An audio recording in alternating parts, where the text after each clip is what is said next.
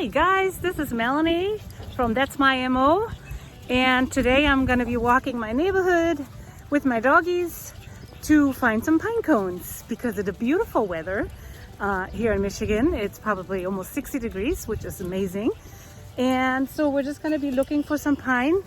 I see some over here behind me. There's some pines, and I passed some earlier. I have a bag with me so I can collect some pine cones, and I like to take them off the tree best. That way they're nice and fresh. But I think I'm gonna go across the street and check out that pine cone, those trees. Make sure the pine tree that you're choosing is not too close to any major road, freeway, or anything. So any neighborhood road is fine, or deeper in a forest would be preferable. These small cones can be used. I prefer the bigger ones just because it takes my birds a little bit longer. But these small ones can be used. This one is a fresh one. Make sure that you use ones that are just fallen or might still be on the tree. These ones have just fallen. And obviously, you don't want to use an old one, for example, old. So, for example, old, and new. You don't want to use the old ones. It's best to actually take them right off the tree. Then you know they're nice and fresh, and then you prepare them, which I'll show you later. Okay, now these are actually the ones that I want. Do you see the difference between these? And then here's the one from the smaller. This is the smaller ones, which are okay. But these are better, much better pine cones. So I choose the ones that are nice and fresh, like the brown one right here, the light brown one. And make sure you don't take like maybe an old one. Like for example, this one might be a little bit older. It has got gray on it, so it might be a season old. This one is nice and fresh. So that's the one I would be taking. Actually, I'll take a bunch of them because I will prepare them. I can reach, and what I do is I grab it. You grab it and you just pull. Alright, so now this is a nice one. See how nice and big it is? And it's fresh because you know it's right off the tree. So I like those ones too. These ones on the ground are older and probably from last season, so I'd rather take them off the tree. Okay, so this is basically the same as the other tree I showed you earlier, just their cones are much bigger already and much better for me to use. Now I can't reach this one. It's best to take them right off the tree. These are kind of high up. This is an old one. We wouldn't grab this one because it's all weathered, and who knows what kind of bacteria or fungus are on it. Well, those pine cones are a little high. Can't reach them. They're all the way up there. Look at that beautiful weeping willow. Everything's coming into bloom now here in Michigan, and I love it. So I'll keep looking for those pines. I just love this weather when it gets nice and warm. You love my shirt? Yes. Screaming. All right, here's my loot that I have collected on my walk. So the first thing I do is I'll take an old cookie sheet, cookie pan that I use for this purpose. Anything that can get nasty or sticky, I use that. So I use them and I put everything on this cookie sheet. Okay, so the one thing I do before I put them in the oven is I put them in the sun, because a lot of people don't know that warmth actually opens pine cones. So if you have a closed one, even though these are mostly already opened, I'm gonna put them in the sun for about half an hour and see if they open anymore. All right, super nice and sunny today.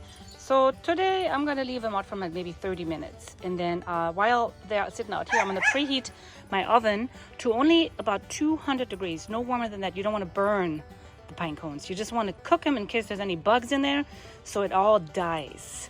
So when in 30 minutes, when this time is up, I'm gonna shake the tray, make sure any bug that escaped can leave the tray, and then I'll put them in the oven.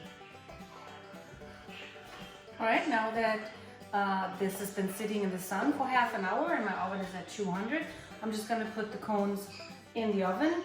The main reason for this is obviously to get rid of any bugs or fungus or anything that's on the pine cone, but also there's sap on here, so that's really sticky. So the baking also dries that out, so when the bird plays with it or eats it, it won't have it all over its beak or on the feathers. So, okay, so we're just gonna put that in here for 1.5 or maybe 2 hours until they're nice and dry, and your house might smell really nice too. And yeah, so I'll show you when it's done. But pine cones make a beautiful, natural foraging toy. I will show you a couple things that you can do with your pine cone. Alrighty, so here are some ideas that I have, or what I do with my pine cones when they're done.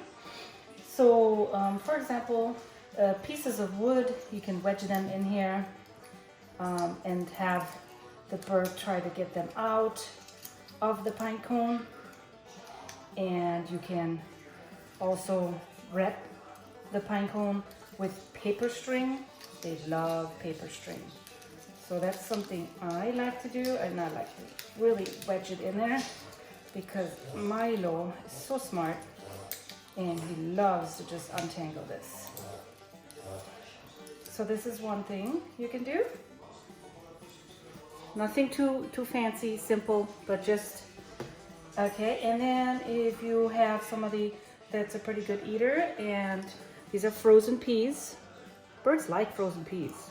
So you just take some frozen peas and stick them in there, in the crevices, and they like foraging for it. Birds love to forage. So you can put this all over the pine cone. Hoopala. Okay. There you go. Okay, so like such. And then give that to your bird as a treat. And there's another thing you can do.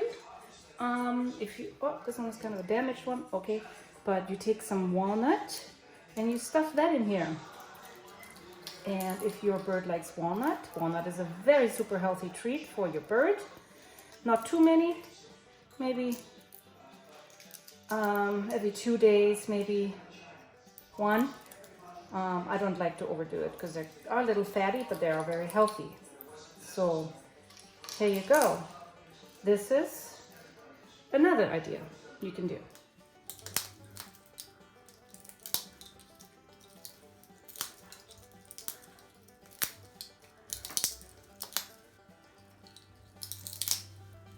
Here you go. You want to play with that, Olivia? There you go. Good stuff.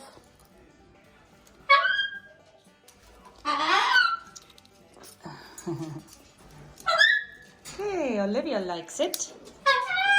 I really likes the toy cone.